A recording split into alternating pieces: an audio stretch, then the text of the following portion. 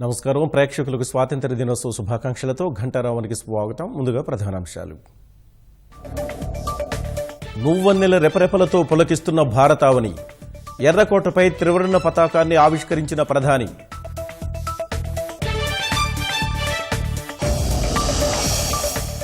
Corona vaccine కోసం శాస్త్రవేత్తల కృషి, అందరికీ హెల్త్ కార్డులు ఇస్తామన్న మోదీ.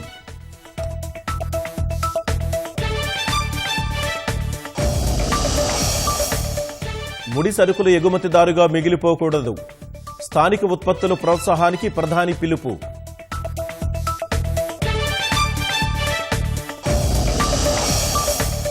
విజయవాడలో సీఎం జగన్ జెండా వందనం, సందడిగా సాగిన శకటాల ప్రదర్శన.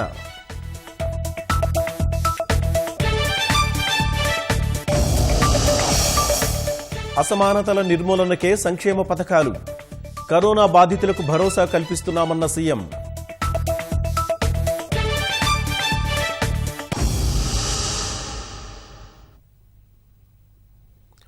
ఆత్మనిర్భర్ భారత్ కలను త్వరలోనే దేశం సాకారం చేసుకుంటుందని ప్రధాని నరేంద్ర మోదీ ఉద్ఘాటించారు. 74వ స్వాతంత్ర్య దినోత్సవం సందర్భంగా ఎర్రకోటలో జాతిని ఉద్దేశించి ప్రసంగించిన మోదీ, అపార సహజ వనరుల్ని ఉపయోగించుకొని దేశ అవసరాలతో పాటు ప్రపంచ అవసరాలను తీర్చేలా భారత్ ఎదగాలన్నారు. భారతీయులు ఏదైనా చేయాలనుకుంటే లక్ష్యాన్ని చేరుకునే వరకు విశ్రమించరని వ్యాఖ్యానించారు. కరోనా సంక్షోభ సమయంలోనూ గత త్రైమాసికంలో రికార్డు స్థాయిలో విదేశీ పెట్టుబడులు వచ్చాయన్న ప్రధాని, ప్రపంచవ్యాప్తంగా ఉన్న దిగ్గజ కంపెనీలు భారత్ వైపే చూస్తున్నాయన్నారు. कच्चा माल विदेश भेजते रहेंगे, रॉ मटेरियल दुनिया में भेजना और फिनिश गुड को दुनिया से वापस लाना, ये खेल कब तक चलेगा? और इसलिए हमें आत्मनिर्भर बनना, हमारी हर शक्ति पर वैश्विक आवश्यकताओं के अनुसार मूल्य वृद्धि करना है. एक समय था जब हम बाहर से गेहूं मंगवा करके अपना पेट भरते थे, लेकिन हमारे देश के किसानों ने कमाल करके दिखा दिया. आत्मनिर्भर भारत आज कृषि क्षेत्र में बना है. आज भारत के किसान भारत के नागरिकों का एक पेट भरते इतना नहीं है.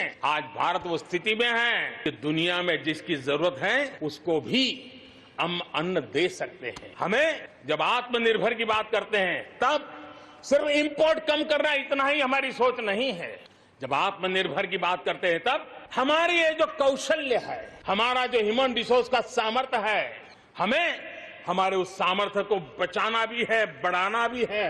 मैं इस बात को मानता हूं कि आत्मनिर्भर भारत के लिए लाखों चुनौतियां हैं, और जब विश्व स्पर्धा के मोड़ में हो तब तो चुनौतियां बढ़ भी जाती हैं. लेकिन देश के सामने अगर लाखों चुनौतियां हैं तो देश के पास करोड़ों समाधान देने वाले शक्ति भी है. हमने देखा कि बहुत सी चीजों के लिए हम कठिनाइयों में है, हमें दुनिया से लाना है, दुनिया दे नहीं पा रही. हमारे देश के नौजवानों ने, हमारे देश के उद्यमियों ने, हमारे देश के उद्योग जगत के लोगों ने बिड़ा उठा लिया.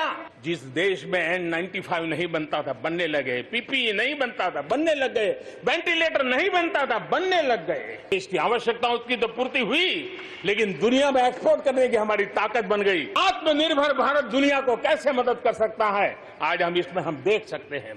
आज भारत की मानसिकता होनी चाहिए वोकल फॉर लोकल. భారత ఆరోగ్య రంగంలో జాతీయ డిజిటల్ ఆరోగ్య మిషన్ సరికొత్త విప్లవాన్ని తీసుకొస్తుందని మోదీ అన్నారు.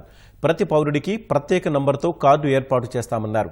కరోనా వైరస్ నియంత్రణకు భారత్లో 3 టీకాలు క్లినికల్ ట్రయల్స్ దశలో ఉన్నాయన్న ప్రధాని, శాస్త్రవేత్తల నుంచి అనుమతి రాగానే పెద్ద ఎత్తున వాటి ఉత్పత్తిని ప్రారంభిస్తామన్నారు.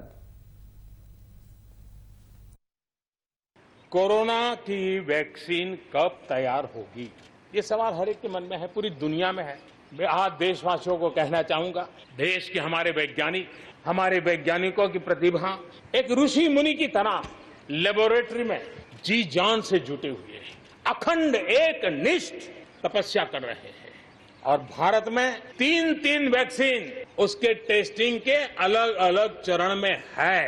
वैज्ञानिकों से जब हरी झंडी मिल जाएगी, बड़े पैमाने पर प्रोडक्शन होगा और उसकी तैयारियां भी पूरी तरह रेडी हैं, और तेजी से प्रोडक्शन के साथ वैक्सीन हर भारतीय तक कम से कम समय में कैसे पहुंचे उसका खाका भी तैयार है, उसका रूपरेखा भी तैयार है. నియంత్రణ రేఖ వాస్తవాధీన రేఖ వద్ద దేశ సార్వభౌమాధికారం విషయంలో కన్నెత్తి చూసిన వారికి మన వీర సైనికులు గట్టి జవాబిచ్చారని మోదీ వ్యాఖ్యానించారు. సరిహద్దుల్ని పంచుకున్నంత మాత్రాన పొరుగు దేశాలు అవ్వవని హృదయాలు కలవాలన్నారు. ఉగ్రవాదులతోనైనా విస్తరణవాదులతోనైనా భారత్ నేడు గట్టిగా పోరాడుతోందని పాకిస్తాన్, చైనాను ఉద్దేశించి మోదీ చురకలంటించారు.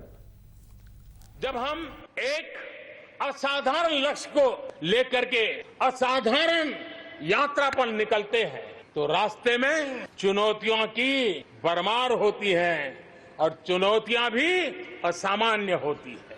इतनी आपदाओं के बीच ही देश के सामर्थ्य को चुनौती देने के दुष्प्रयास हुए, लेकिन एलओसी से लेकर एलएसी तक देश की संप्रभुता पर किसी ने आंख उठाई, हमारे वीर जवानों ने उसका उसी की भाषा में जवाब दिया.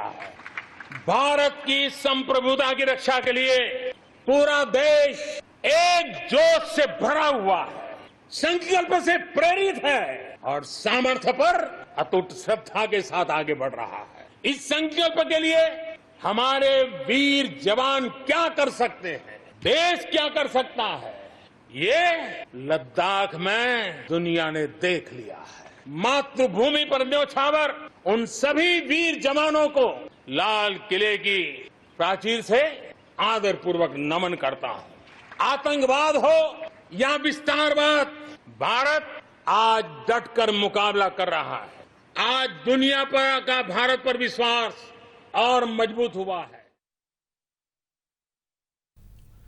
కరోనాతో పాటు దేశాన్ని వరదలు, ప్రకృతి విపత్తులు చుట్టుముట్టాయని మోదీ అన్నారు. ఈ విపత్తులను ఎదుర్కొనేందుకు కేంద్రం, రాష్ట్ర ప్రభుత్వాలు ఏకతాటిపై నడుస్తున్నాయని ప్రధాని స్పష్టం చేశారు. हम एक विशिष्ट परिस्थिति से गुजर रहे हैं. इस कोरोना के कालखंड में लक्षावधि कोरोना वॉरियर्स, चाहे डॉक्टर हो, नर्सिस हो, सफाई कर्मी हो, एम्बुलेंस चलाने वाले लोग, उन लोगों ने इतने लंबे समय जिस प्रकार से सेवा परमो धर्मः इस मंत्र को जी करके दिखाया है, ऐसे सभी कोरोना वॉरियर्स को भी मैं आज नमन करता हूं. इस कोरोना के कालखंड में अनेक हमारे भाई बहन इस कोरोना के संकट में प्रभावित हुए. मैं ऐसे सभी परिवारों के प्रति अपनी संवेदनशीलता प्रकट करता हूं. इस कोरोना के खिलाफ मुझे विश्वास है 130 करोड़ देशवासियों की अदम्य इच्छा शक्ति, संकल्प शक्ति हमें उसमें भी विजय दिलाएगी और हम विजयी होके रहेंगे. భారతావని స్వేచ్ఛా వాయువులు పొంది 73 ఏళ్లు పూర్తయిన సందర్భంగా ఆసేతు హిమాచలం స్వాతంత్ర్య వేడుకలను ఉత్సాహంగా నిర్వహించుకుంటోంది. కోవిడ్ వ్యాప్తి కారణంగా నిబంధనల మేరకు పరిమితంగానే వేడుకలు జరుగుతున్నాయి. ఢిల్లీలోని ఎర్రకోటపై ప్రధాని నరేంద్ర మోదీ జాతీయ జెండాను ఆవిష్కరించారు.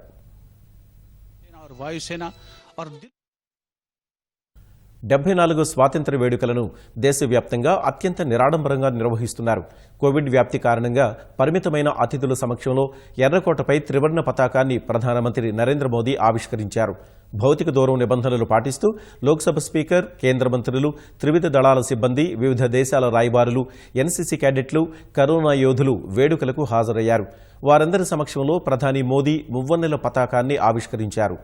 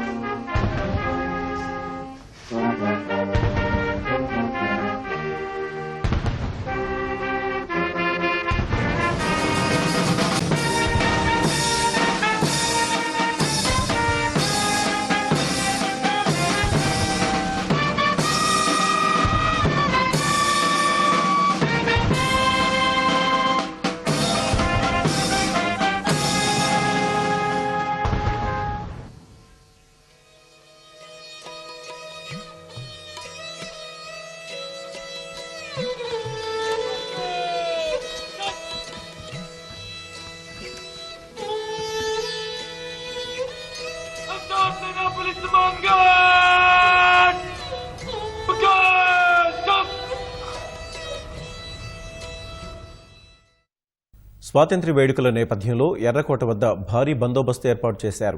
ఎన్ఎస్జీ స్నైపర్స్, స్వాత్ కమాండోలు, కైట్ క్యాచర్లు భద్రతా ఏర్పాట్లను పర్యవేక్షించారు. 300 సీసీ కెమెరాలు, యాంటీ ఎయిర్ క్రాఫ్ట్ వ్యవస్థలతో ముందు జాగ్రత్త చర్యలు తీసుకుంటూ 15 ఆగస్టు వేడుకలకు ఎలాంటి అవాంతరాలు వాటిల్లకుండా రక్షణ ఏర్పాట్లు చేశారు. పోలీసులు, పారామిలిటరీ దళాలు, ఆర్మీ, నేవీ, వాయుసేన కలిపి మొత్తం 4,000కు పైగా సిబ్బందిని భద్రత కోసం మోహరించారు.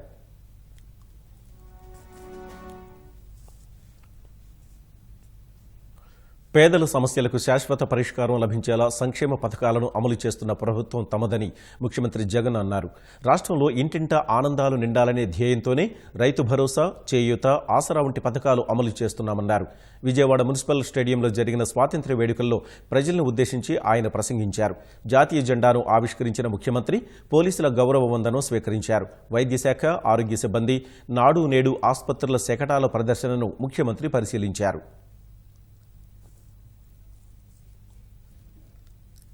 Civil and police officers. Sri Praveen Prakash Garu IAS, Principal Secretary to Government, Sri B. Srinivas, Secretary to Government of Andhra Pradesh. Honorable Chief Minister is requested to unfurl the national flag. All the spectators are requested to stand and all you officers in uniform to salute. Salami dega! Rashtriya salute! Salame! Shast!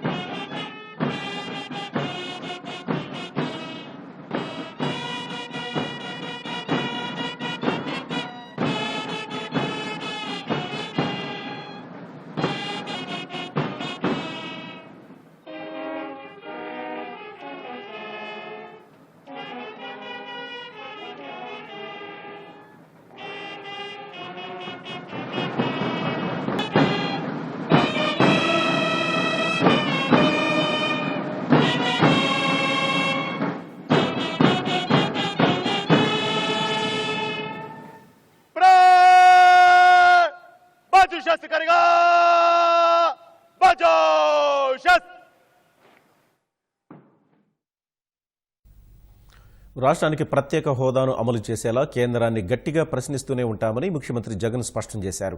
ఇప్పట్లో కేంద్రం హోదా అమలు చేసే పరిస్థితులు లేకున్నా భవిష్యత్తులో మనసు మార్చుకుంటుందని ఆశించారు.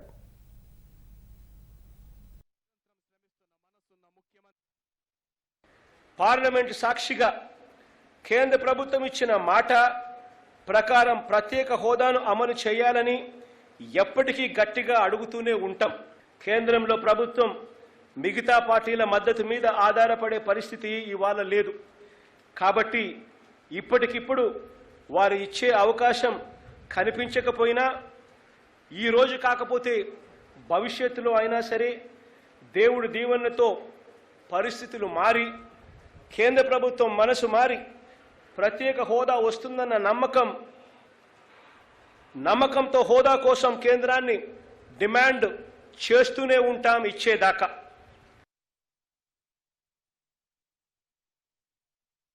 అన్నం పెట్టడం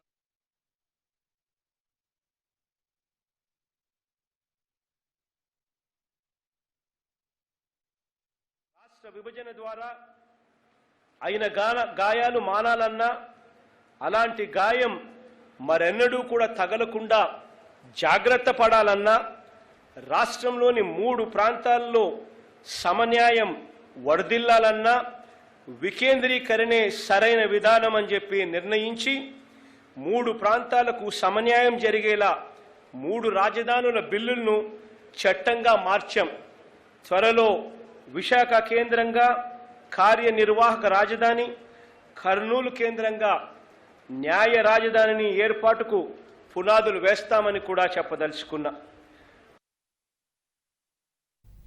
హైదరాబాద్లోని జనసేన కార్యాలయంలో స్వాతంత్ర్య వేడుకలను నిర్వహించారు.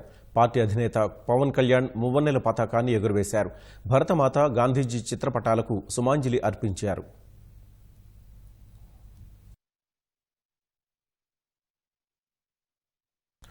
తెలుగు రాష్ట్రాల మధ్య కృష్ణా, గోదావరి జల వివాదాలపై చర్చించేందుకు ఈ నెల 25న అపెక్స్ కౌన్సిల్ సమావేశం జరిగే అవకాశం ఉంది. ఇరు రాష్ట్రాల ముఖ్యమంత్రులు దీనికి అంగీకారం తెలిపితే సమావేశం ఏర్పాటుకు సన్నాహాలు చేయనున్నట్టు తెలుస్తోంది. తెలుగు రాష్ట్రాల నడుమ కృష్ణా గోదావరి జల వివాదాలపై చర్చించేందుకు ఈ నెల 25న అపెక్స్ కౌన్సిల్ సమావేశం నిర్వహించనున్నట్లు సమాచారం. ఇరు రాష్ట్రాల సీఎంలకు అంగీకారమైతే సమావేశానికి సన్నాహాలు చేయనున్నారు. ఇందుకోసం ఏర్పాట్లు చేయాలని కేంద్ర జలశక్తి మంత్రి సంబంధిత అధికారులకు సూచించినట్లు తెలిసింది.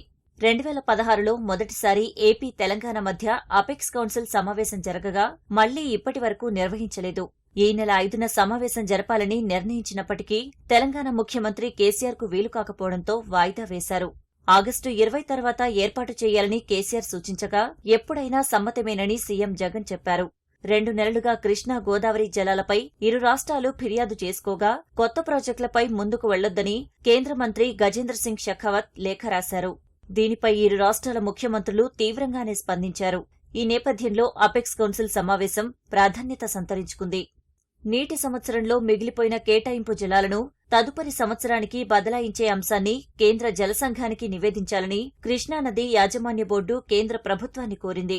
2019-20లో తమకు 333 టీఎంసీలు కేటాయిస్తే 278 టీఎంసీలు మాత్రమే వినియోగించుకున్నామని తెలంగాణ ప్రభుత్వం తెలిపింది. ట్రైబ్యునల్ తీర్పు ప్రకారం మిగిలిన 50 టీఎంసీల నీటిని ప్రస్తుత నీటి సంవత్సరానికి బదలాయించాలని కృష్ణా బోర్డును కోరింది. ఆంధ్రప్రదేశ్ ప్రభుత్వం ఇందుకు అంగీకరించలేదు.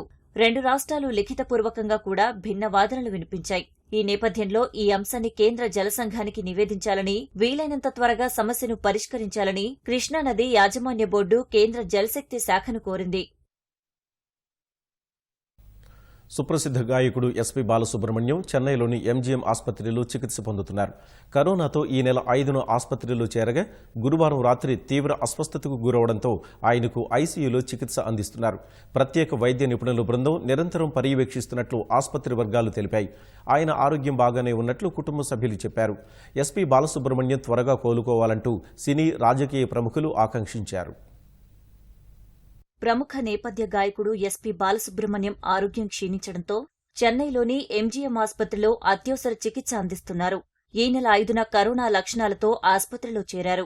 గురువారం వరకు ఆయన ఆరోగ్య పరిస్థితి నిలకడగానే ఉన్నా అదే రోజు రాత్రి తీవ్ర అస్వస్థతకు గురవడంతో ఐసీయూలో ఉంచి ప్రత్యేక వైద్య నిపుణుల బృందం పర్యవేక్షణలో చికిత్స అందిస్తున్నట్లు ఆసుపత్రి యాజమాన్యం తెలిపింది.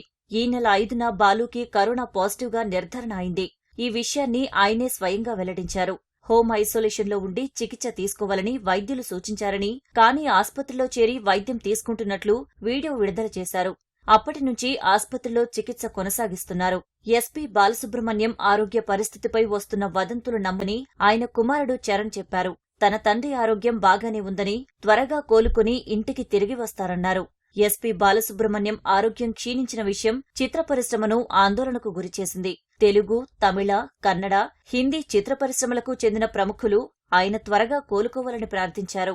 సంగీత దర్శకులు, నటులు, గాయకులు సహా చిత్ర పరిశ్రమ ప్రముఖులు ఆయన ఆరోగ్యం మెరుగుపడాలని ఆకాంక్షించారు.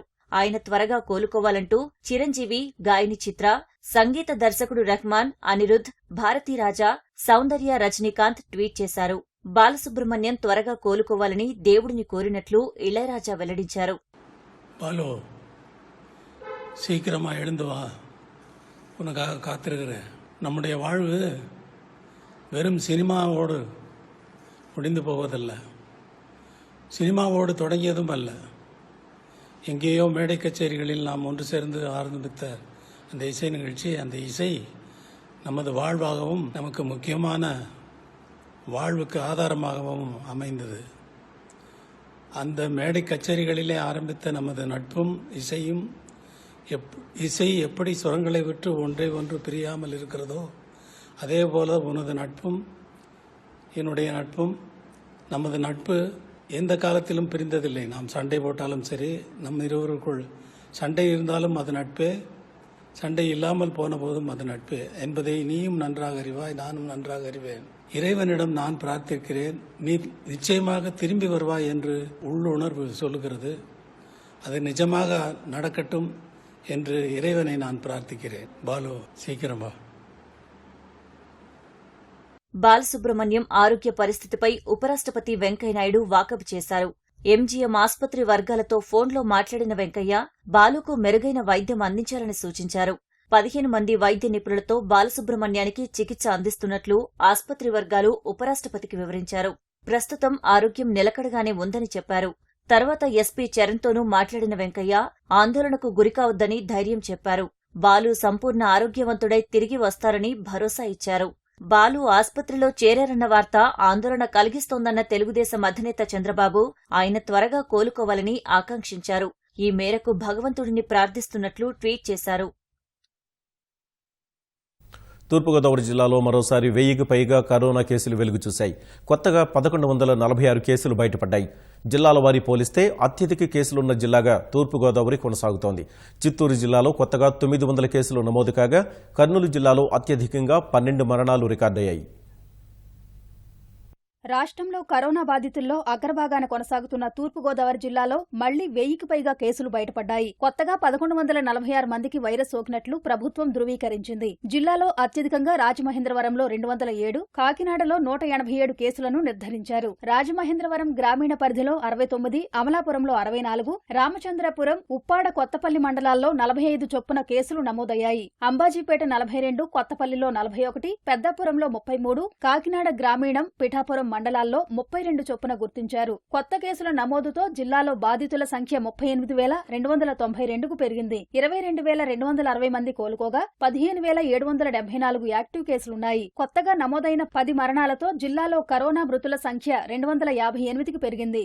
చిత్తూరు జిల్లాలో కొత్తగా నమోదైన 987 కేసులతో బాధితుల సంఖ్య 21,519కి చేరింది. ఒక్కరోజులో 10 మంది ప్రాణాలు కోల్పోయారు. దీంతో మృతుల సంఖ్య 215కు చేరింది. మొత్తం 12,779 మంది డిశ్చార్జ్ కాగా 8,525 మంది చికిత్స పొందుతున్నారు. తిరుపతిలో కేసుల సంఖ్య పెరుగుతున్నందున 14 రోజుల పాటు లాక్డౌన్ విధించారు. దుకాణాల నిర్వహణకు ఉదయం 6 నుంచి మధ్యాహ్నం 2 గంటల వరకు సమయం కేటాయించారు. శ్రీవారి భక్తులకు ఇబ్బందులు లేకుండా వాహనాలను తిరుమల బైపాస్ రహదారి అనుమతిస్తున్నారు. జిల్లాలో చిత్తూరు సహా శ్రీకాళహస్తి, నగరి, పుత్తూరులో లాక్డౌన్ కొనసాగుతోంది.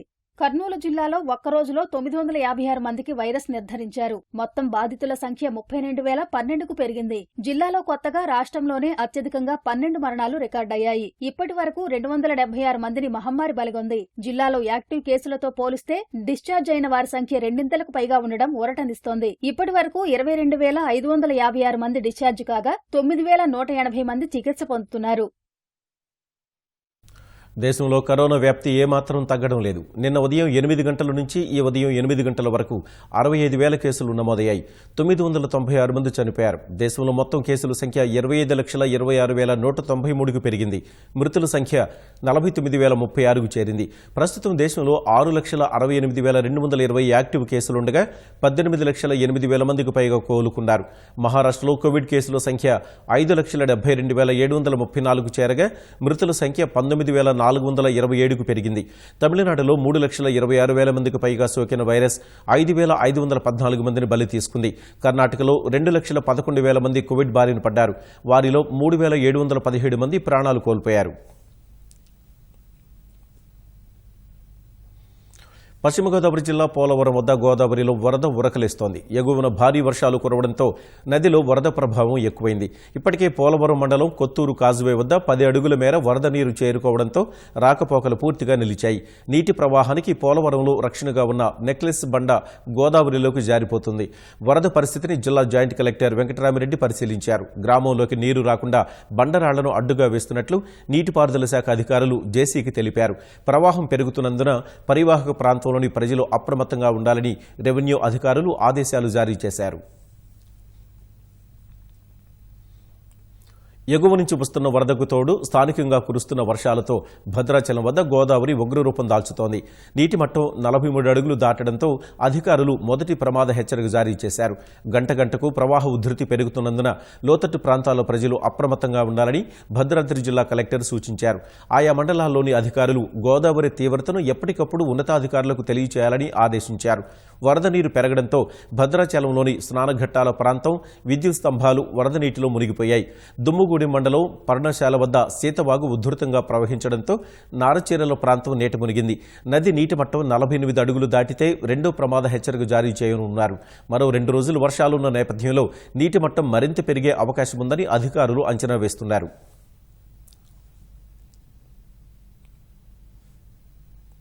విశాఖలో సృష్టి ఆసుపత్రిలో చిన్నపిల్లల విక్రయం కేసులో పోలీసుల విచారణ ముమ్మరమైంది. ఇప్పటి వరకు 56 మంది పసిపిల్లల్ని విక్రయించినట్లు తేల్చారు. అయితే విజయనగరం జిల్లాలో వెంకటలక్ష్మి అనే మహిళ అంశాన్ని ప్రత్యేక కేసుగా పరిగణిస్తున్నారు. ఆమె 6 నెలల బిడ్డకు DNA పరీక్ష నిర్వహించాలని పోలీసులు నిర్ణయించారు. మరోవైపు తమకు న్యాయం చేయాలంటూ బిడ్డను స్వీకరించిన దంపతులు కోరుతున్నారు. సుమారు 10 లక్షలు ఖర్చు చేసి సరోగసీ విధానంతో బిడ్డను పొందినట్లు చెబుతున్నారు. ఇప్పుడు ఈ అంశమే కీలకాంశంగా మారింది. నిజంగా సరోగసీ విధానంలో శిశువు పుడితే బాధిత దంపతులకు హక్కులుంటాయి. అలా కాకుంటే బిడ్డను తల్లి వెంకటలక్ష్మికి అప్పగించాల్సి ఉంటుంది. అందువల్ల పోలీసులు DNA పరీక్ష వైపు మొగ్గు చూపుతున్నారు. ఈ కేసులో ఇప్పటికే 2 వైద్యుల్ని విచారించిన పోలీసులు మరిన్ని ఆసుపత్రులపై దృష్టి పెట్టారు. సరోగసి విధానం పేరుతో నేరుగా తల్లుల నుంచి బిడ్డలను తీసుకుని సంతానం లేని దంపతులకు ఇచ్చారా అనే కోణంలో దర్యాప్తు సాగుతోంది. 1,10,00,000 రూపాయల లంచం తీసుకుంటూ తెలంగాణలోని మేడ్చల్ జిల్లా కేసర తహసీల్దార్ నాగరాజు ఏసీబీకి దొరికిపోయారు. హైదరాబాద్లోని ఏఎస్ రావు నగర్లో ఓ రియల్టర్ ఇంట్లో జరిగిన దాడిలో నాగరాజు చిక్కారు. కేసర జిల్లా రాంపల్లిలో 50 ఎకరాలపై వివాదం ప్రస్తుతం న్యాయస్థానం పరిధిలో ఉంది. భూముల ధరలకు రెక్కలు రావడంతో ఒక స్థిరాస్తి సంస్థ కన్ను వాటిపై పడింది. ఈ వ్యవహారాన్ని చక్కబెట్టే బాధ్యతను ఒక పార్టీకి చెందిన సీనియర్ నేత అనుచరుడు, కేసరకు చెందిన అంజిరెడ్డి, ఉప్పల్కు చెందిన దళారి శ్రీనాథ్ తీసుకున్నారు. తప్పుడు పత్రాలతో పాస్ పుస్తకాలు ఇప్పించేలా కేసర తహసీల్దార్తో బేరం మాట్లాడుకోగా ఆయన అంగీకరించారు. అప్పటికే పలు ఫిర్యాదులు రావడంతో తహసీల్దార్ నాగరాజుపై నిఘా పెట్టిన అధికారులు సరిగ్గా ఆయన 1,10,00,000 లంచం తీసుకుంటుండగా పట్టుకున్నారు. డబ్బు ఇవ్వజూపిన ముగ్గురితో పాటు రాంపల్లి వీఆర్ఏ బొంగు సాయిరాజును అదుపులోకి తీసుకున్నారు. తహసీల్దార్ నాగరాజు ఇంటితో పాటు బంధువుల ఇళ్లలోనూ సోదాలు నిర్వహించారు. గతంలోనూ తహసీల్దార్ నాగరాజు ఆదాయానికి మించిన ఆస్తుల కేసులో జైలుకు వెళ్లారు.